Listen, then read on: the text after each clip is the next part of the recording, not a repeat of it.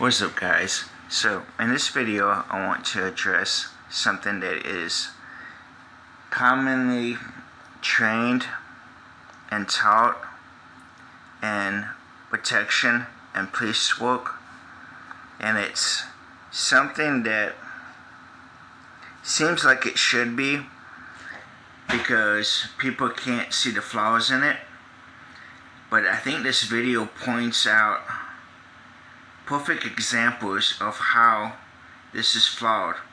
So I'm going to play it through so you can get an idea of what we're going to be talking about, and then we'll break it down.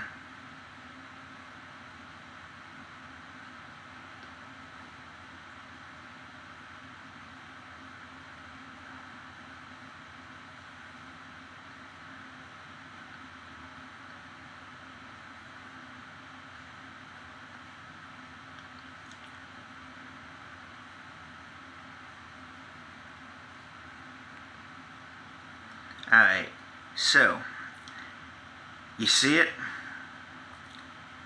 What's being taught is leg bites, having the dog engage the leg.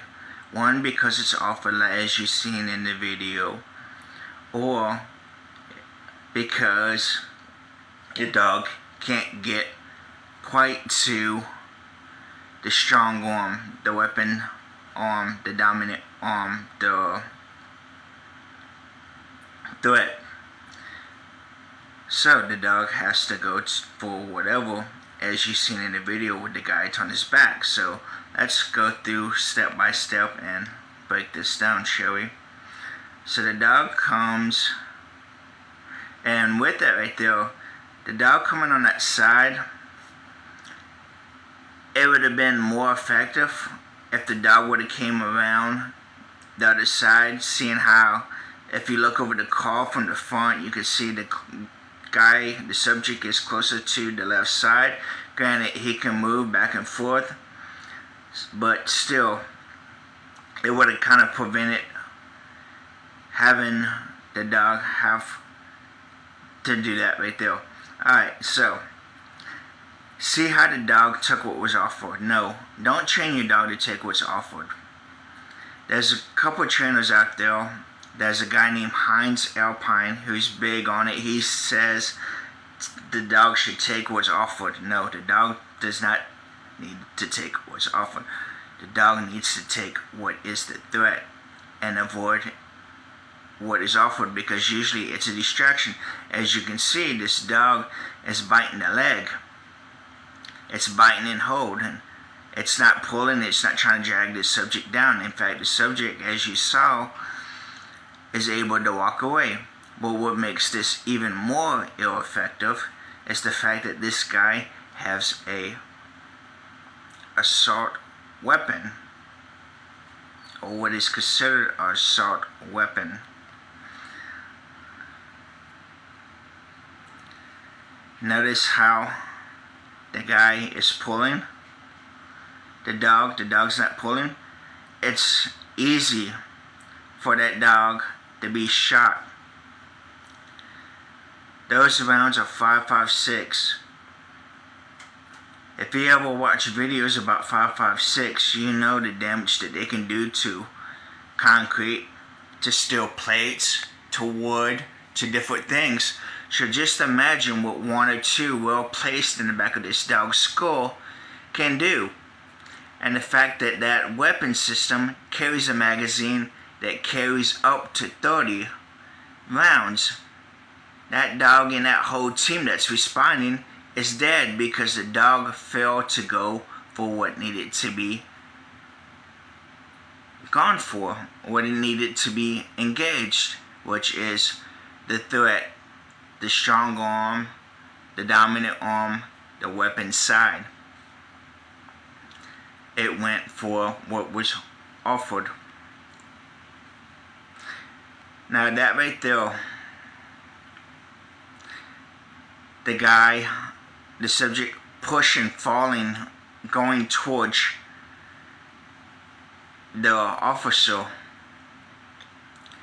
Okay, he threw the gun as you saw, but what happens if he threw the gun and he's still charging at this officer, and this officer doesn't realize that he's wearing a suicide vest, that he's rigged with explosives.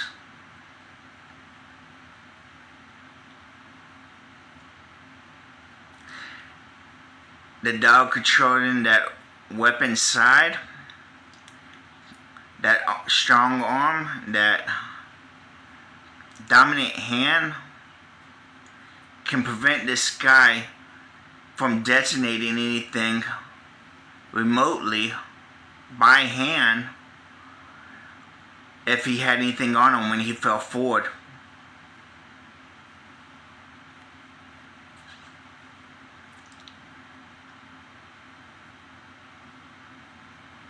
Now, you're probably saying that these are extremes, that they will never happen, that this is for law enforcement. Yes, it may be for law enforcement, but look what's happening in America.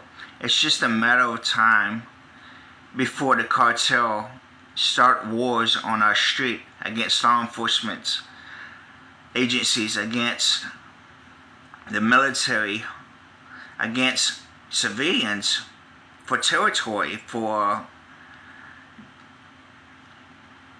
area. I mean, it's happening in California. It's gonna happen all over. I mean, it's just a matter of time when it gets really bad. And when America becomes the front line, it's too late to figure out how to do it. And the reason I say this is because this guy is supposed to be a Marine canine handler. He's supposed to be one of the best of the best. And he's teaching the people who are given the assignment to secure us, to protect us, to safeguard our lives. And he's giving them flowers.